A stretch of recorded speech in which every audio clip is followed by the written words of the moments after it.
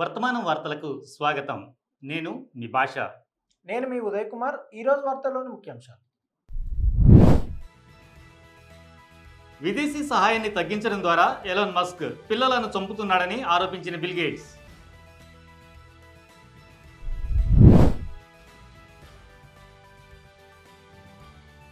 తక్షణం ఉద్రిక్తతలను తగ్గించండి భారత్ పాక్లకు పిలుపునిచ్చిన అమెరికా.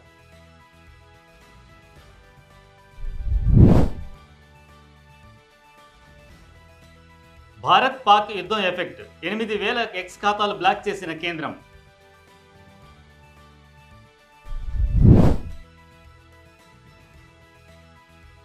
భారత్ పాక్ మధ్య ఉద్రిక్తతల నేపథ్యంలో ప్రయాణికులు ముందుగానే విమానాశ్రయాలకు చేరుకోవాలని సూచన.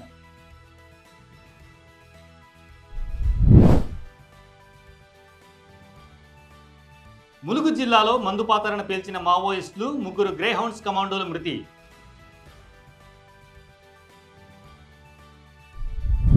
ట్రంప్ ప్రభుత్వం విదేశీ సహాయాన్ని తగ్గించడం ద్వారా ప్రపంచంలోని అత్యంత పేద దేశాల్లోని పిల్లలను చంపుతున్నాడని ప్రపంచ కుబేరుడు బిల్ గేట్స్ తీవ్రంగా విమర్శించారు. యుఎస్ఏఐడి సంస్థను మూసేశాక అమెరికా విదేశీ సహాయాన్ని నిలిపివేయడంలో మాస్క్ పాత్రను మైక్రోసాఫ్ట్ సహా వ్యవస్థాపకుడు ఖండించారు. ఈ చర్య ప్రపంచంలోని కొన్ని పేద ప్రాంతాలలో వినాశకరమైన పరిణామాలకు అవకాశం ఇస్తుందని గేట్స్ వాపోయారు. ఈ సందర్భంగా మొజాంబిక్లోని గాజా ప్రావిన్స్లోని ఒక ఆసుపత్రి మూసివేతను గేట్స్ ఉదాహరించారు. ఇది మహిళలు తమ శిశువులకు హెచ్ఐవి వ్యాప్తి చెందకుండా విజయవంతంగా నిరోధించింది. అయితే డోస్ సూచనల మేరకు ఈ సంస్థకు ఇచ్చే సాయం నిలిచిపోయిందని గేట్స్ తెలిపారు. ప్రపంచంలోని అత్యంత ధనవంతుడు పేద పిల్లలను చంపుతున్న చిత్రం అంత అందంగా లేదు అని గేట్స్ ఫైనాన్షియల్ టైమ్స్తో అన్నారు. మాస్క్ అజ్ఞానంతో వ్యవహరిస్తున్నాడని ఆయన ఆరోపించారు. అతని నిర్ణయం వల్ల కలిగే మానవ నష్టాన్ని స్వయంగా ఆయనే చూడాలని గేట్స్ కోరారు. యుఎస్ఏఐడ్ సాయం తగ్గించినందున ఇప్పుడు హెచ్ఐవి బారిన పడిన పిల్లలను మాస్క్ కలవాలని నేను కోరుకుంటున్నాను అని గేట్స్ అన్నారు. యుఎస్ఏఐడిని మాస్క్ ఆకస్మికంగా మూసివేయడం వల్ల పంపిణీ మౌలిక సదుపాయాలు లేకపోవడం వల్ల ప్రాణాలను రక్షించే ఆహారం మందులకు కొరత ఏర్పడిందని గేట్స్ పేర్కొన్నారు. ముఖ్యంగా తక్కువ ఆదాయ దేశాలలో కీలకమైన ఆరోగ్య కార్యక్రమాలకు నిధులు సమకూర్చడం తన విస్తృత లక్ష్యమని గేట్స్ నొక్కి చెప్పారు. ఈ కారణాలలో ఇంత పెట్టుబడి పెట్టగలగడం చాలా థ్రిల్లింగ్గా ఉంది అని ఆయన అసోసియేటెడ్ ప్రెస్తో అన్నారు. రాబోయే 2 దశాబ్దాలకు $200 బిలియన్ కేటాయించడంతో గేట్స్ ఫౌండేషన్ 2045 శాశ్వతంగా మూసివేసే ముందు ప్రపంచ ఆరోగ్యం, విద్య, పేదరికంలో సవాళ్లను పరిష్కరించడం లక్ష్యంగా పెట్టుకుంది. అయితే వైట్ హౌస్ ప్రతినిధి అరిసన్ ఫీల్డ్స్ ట్రంప్ ప్రభుత్వంలో మాస్క్ పాత్రను సమర్థించారు. గేట్స్పై విమర్శలు గుప్పించారు. దుర్వినియోగాన్ని తగ్గించాలనే అధ్యక్షుడు ట్రంప్ లక్ష్యాన్ని నెరవేర్చడానికి పనిచేస్తున్న దేశభక్తుడు మాస్క్ అని ప్రకటన పేర్కొంది. అమెరికన్ పన్ను చెల్లింపుదారులకు మద్దతు ఇవ్వడానికి, వాషింగ్టన్ను ఈ గొప్ప దేశ ప్రజలకు జవాబుదారీగా ఉంచడానికి సమయాన్ని కేటాయిస్తున్న అమెరికా అత్యంత వినూత్న వ్యవస్థాపకుడి నిస్వార్థ ప్రయత్నాలను ప్రశంసించాలని ఆయన అన్నారు. భారత్, పాకిస్తాన్ వరుసగా 2వ రోజు డ్రోన్ క్షిపణి దాడులకు పాల్పడ్డాయి. దీంతో ఇరు దేశాల మధ్య తీవ్ర ఉద్రిక్త పరిస్థితులు నెలకొన్నాయి. ఈ నేపథ్యంలో భారత్, పాకిస్తాన్ మధ్య ఉద్రిక్త పరిస్థితులను అదుపులోకి తీసుకొచ్చేందుకు అమెరికా విదేశాంగ కార్యదర్శి మార్కో రూబియో ప్రయత్నాలు మొదలుపెట్టారు. ఈ మేరకు భారత విదేశాంగ శాఖ మంత్రి జయశంకర్ పాకిస్తాన్ ప్రధానమంత్రి మొహమ్మద్ షహబాజ్ షరీఫ్తో విడివిడిగా ఫోన్లో మాట్లాడారు. తక్షణ ఉద్రిక్తతలను తగ్గించుకోవాలని ఇరు వర్గాలను కోరారు. అంతేకాదు 2 దేశాల మధ్య ప్రత్యక్ష చర్చలకు మద్దతిస్తామని ఆయన అన్నారు. ఒకరి సైనిక స్థావరాలను మరొకరు లక్ష్యంగా చేసుకుంటూ దాడులు కొనసాగిస్తున్న తరుణంలో 2 అణ్వాయుధ పొరుగు దేశాల మధ్య ఉద్రిక్తతలు పెరుగుతున్న నేపథ్యంలో రూబియో 2 దేశాల నేతలతో ఫోన్లో సంభాషించడం గమనార్హం. నిన్న సాయంత్రం పాకిస్తాన్ సరిహద్దుకు దగ్గరగా ఉన్న భారతీయ పట్టణాలు, నగరాలపై వచ్చిన డ్రోన్లు, క్షిపణులను అడ్డుకున్నట్టు భారత సైన్యం పేర్కొంది. ఈ మేరకు తక్షణ ఉద్రిక్తతను తగ్గించాల్సిన అవసరాన్ని అమెరికా కార్యదర్శి నొక్కి చెప్పారు అని అమెరికా విదేశాంగ శాఖ ప్రతినిధి టామీ బ్రూస్ ప్రత్యేక పత్రికా ప్రకటనలో తెలిపారు. జాతీయ భద్రతా సలహాదారుగా కూడా పనిచేస్తున్న ట్రంప్ పరిపాలనా అధికారి ఒకరోజు ముందే ఇరు వర్గాలతో మాట్లాడారు.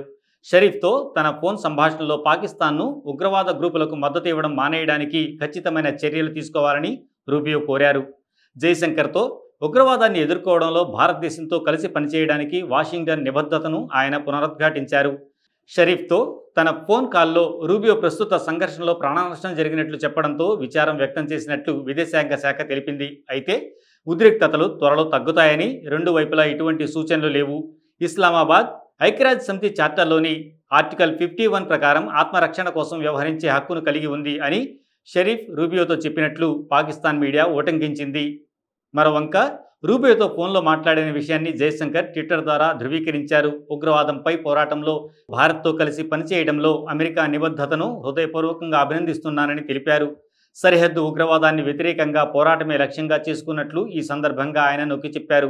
సరిహద్దుల్లో ఉద్రిక్తతలు పెంచే ఏ ప్రయత్నాన్ని అయినా ధీటుగా ఎదుర్కొంటామని జయశంకర్ సోషల్ మీడియాలో పోస్ట్ చేశారు. రూబియో సీనియర్ సహోద్యోగి అమెరికా ఉపాధ్యక్షుడు జేడీ వాన్స్ దక్షిణాసియా సంక్షోభం పట్ల మరింత నిష్పక్షపాతమైన విధానాన్ని సమర్థిస్తున్నట్లు అనిపించింది.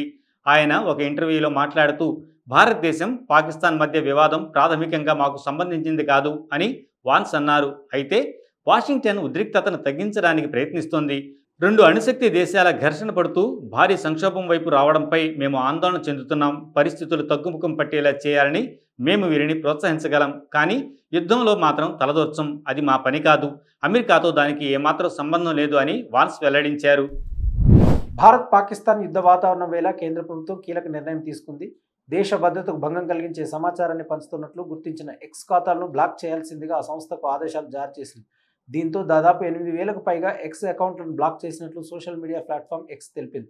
చట్టాలను ఉల్లంఘించిన అంతర్జాతీయ వార్తా సంస్థలు ప్రముఖుల అకౌంట్లను బ్లాక్ చేయాలని, లేకపోతే భారీ జరిమానా విధిస్తామని ఆదేశాలు వచ్చాయి. అయితే నిర్దిష్టంగా ఏ అకౌంట్ల నుంచి చట్టాన్ని ఉల్లంఘించి సమాచారం పోస్టు చేస్తారో భారత ప్రభుత్వం స్పష్టంగా చెప్పడం లేదు. చాలా సందర్భాల్లో భారత్ ఇలాగే చేస్తుంది. కేంద్ర ఆదేశాలను మేము పాటిస్తాం. అకౌంట్లను బ్లాక్ చేసే ప్రక్రియను స్టార్ట్ చేశామని ఎక్స్ యాజమాన్యం తెలిపింది. కాగా ఈ మేరకు ఎక్స్ అధికారులు మాట్లాడుతూ భారత ప్రభుత్వ నిర్ణయం అంత తేలికైనది కాదు. ప్రభుత్వం తీసుకున్న ఈ నిర్ణయంతో మేము విభేదిస్తున్నాం. ఇది భావ ప్రకటన స్వేచ్ఛను హరించడమే. దీనిపై మేము చట్ట ప్రకారం ముందుకెళ్తామని ఎక్స్ కంపెనీ తన global government affairs handle post చేసింది.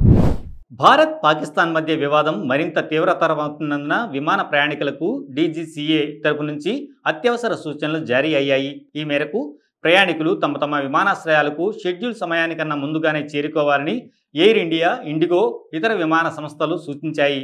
Bureau of civil aviation security ఆదేశాల దృష్ట్యా భారతదేశం అంతటా ప్రయాణికులు తమ తమ విమానాశ్రయాలకు షెడ్యూల్ చేసిన టైంకు కనీసం 3 గంటల ముందు చేరుకోవాలని సోషల్ మీడియా ప్లాట్ఫామ్ ఎక్స్ పోస్ట్లో సూచించారు.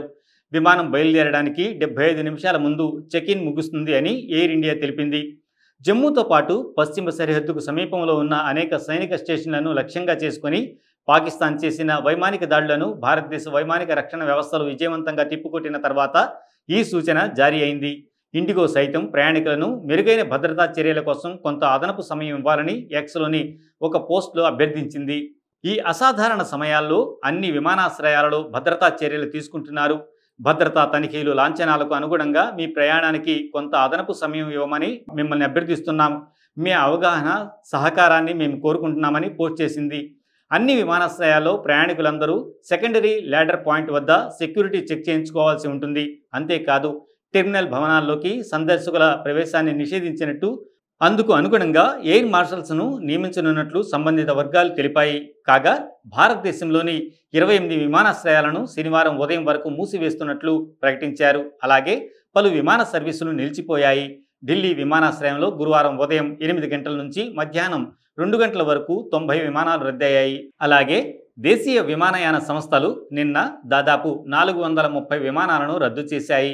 ప్రభావిత విమానాశ్రయాల్లో శ్రీనగర్, జమ్మూ, లేహ్, చండీగఢ్, అమృత్సర్, లూధియానా, పాటియాలా, బఠిండా, హల్వారా, పఠాన్కోట్, బుంటార్, సిమ్లా, గగ్గల్, ధర్మశాల, కిషన్గఢ్, జైసల్మేర్, జోధ్పూర్, బికనీర్, ముంద్రా, జామ్నగర్, రాజ్కోట్, పోర్బందర్, కాండ్లా, కేసోడ్, భుజ్, గ్వాలియర్, హిండన్ ఉన్నాయి. ఉద్రిక్తతల కారణంగా ఇప్పుడు మరికొన్ని విమానాశ్రయాలను నిషేధిత జాబితాలో చేర్చారు. తెలంగాణలోని ములుగు జిల్లాలోని నిన్న మావోయిస్టులు జరిపిన మందుపాత్ర పేలుడులో 3 భద్రతా సిబ్బంది ప్రాణాలు కోల్పోయారు. వాజేడు, వెంకటాపురం మండలాల్లోని కర్రెగుట్ట కొండల సమీపంలోని వీరభద్రాపురం, పేరూరు అటవీ ప్రాంతాల్లో తెలంగాణ గ్రేహౌండ్స్ పోలీసులు నిర్వహిస్తున్నటువంటి సాధారణ కూంబింగ్ ఆపరేషన్ల సమయంలో ఈ దాడి జరిగింది. రాష్ట్ర పోలీస్ శాఖ వర్గాల సమాచారం ప్రకారం పేలుడులో దాదాపు 10 మంది భద్రతా సిబ్బంది గాయపడగా 3 మరణించారు. నిషేధిత సిపిఐ మావోయిస్టు సాయుధ దళాలు ములుగు జిల్లాలోని వెంకటాపురం, వాజేడు, పేరూరు పోలీస్ స్టేషన్ పరిధిలోని అటవీ ప్రాంతాల్లో మందుపాత్రలను అమర్చాయని తెలంగాణ పోలీస్ సీనియర్ అధికారి ఒకరు తెలిపారు. ఆ ప్రాంతంలో పేలుడు పదార్థాలను అమర్చి ఉన్నందున ఆదివాసీలు సహా ఇతరులు ఎవరూ అటువైపు తిరగవద్దని మావోయిస్టులు ఇటీవల హెచ్చరించారు. ఈ మందు పాత్రలను గుర్తించి వాటిని నిర్వీర్యం చేసేందుకు ములుగు పోలీసులు గ్రేహౌండ్స్ యూనిట్లతో కూడిన గస్తీ బృందం మే 7 రాత్రి ఆ ప్రాంతంలో వెతుకులాట ప్రారంభించి మే 8 ఉదయం వరకు కొనసాగిందని అధికారి తెలిపారు. గురువారం ఉదయం 6 గంటల ప్రాంతంలో వాజేడు పోలీస్ స్టేషన్ పరిధిలోని పెనుగోలు గ్రామానికి ఈశాన్యంగా దాదాపు 4 కిలోమీటర్ల దూరంలో ఉన్న పెద్దగుట్ట సమీపంలోని నుగురు అటవీ ప్రాంతంలో వెతుకుతుండగా 35-40 మంది నిషేధిత సిపిఐ మావోయిస్టు తీవ్రవాదుల బృందం గస్తీ బృందంపై మెరుపుదాడి చేసింది. దూరం నుండి మందుపాత్రలను పేల్చివేశారు. తర్వాత భారీ కాల్పులు జరిపారు. పోలీసు బృందాన్ని చంపాలనే ఉద్దేశంతో సాయుధ మావోయిస్టుల కాల్పులు విచక్షణారహితంగా కొనసాగాయని సీనియర్ పోలీసు అధికారి పేర్కొన్నారు. పోలీసులు ఆత్మరక్షణ కోసం తిరిగి కాల్పులు జరపడంతో మావోయిస్టులు కాల్పులు ఆపివేసి పారిపోయారని అధికారి తెలిపారు. ఈ సంఘటనలో 3 గ్రేహౌండ్ కమాండోలు మరణించారు. గ్రేహౌండ్స్కు చెందిన మరో కమాండో గాయపడ్డాడు. అతని పరిస్థితి స్థిరంగా ఉందని సమాచారం. అధునాతన చికిత్స కోసం అతన్ని హైదరాబాద్కు తరలించారు. అమరవీరులైన కమాండోల మృతదేహాలను వరంగల్కు తరలించి వారి కుటుంబాలకు అప్పగించారు. ఈ మేరకు వాజేడు పోలీస్ స్టేషన్లో సెక్షన్ 62 సహా వివిధ సెక్షన్ల కింద కేసు నమోదు చేశారు. మావోయిస్టులను పట్టుకోవడానికి ప్రయత్నాలు జరుగుతున్నాయి. కర్రెగుట్ట కొండలలో ఆపరేషన్ కగారు జరుగుతున్న సమయంలో ఈ సంఘటన జరిగింది. ఇక్కడ భద్రతా దళాలు మావోయిస్టు తిరుగుబాటుదారులతో సాయుధ పోరాటంలో నిమగ్నమై ఉన్నాయి. ఆపరేషన్ కగారుతో నేరుగా సంబంధం లేకపోయినా ఐఈడీ పేలుడు ఆపరేషన్కు ప్రతిస్పందనగా మావోయిస్టులు ప్రతీకార చర్యగా ఉండవచ్చని భద్రతా వర్గాలు సూచిస్తున్నాయి. వాస్తవ వార్తలకు ప్రమాణం టీవీ వర్తమానం. ఈ వార్తలు ఇంతటితో సమాప్తం. మరిన్ని విశేషాలతో మళ్ళీ కలుద్దాం. నమస్కారం. సబ్స్క్రైబ్ చేయండి, లైక్ చేయండి, షేర్ చేయండి, కామెంట్ చేయండి. వర్తమానాన్ని ప్రజల్లోకి తీసుకెళ్ళండి. ధన్యవాదాలు.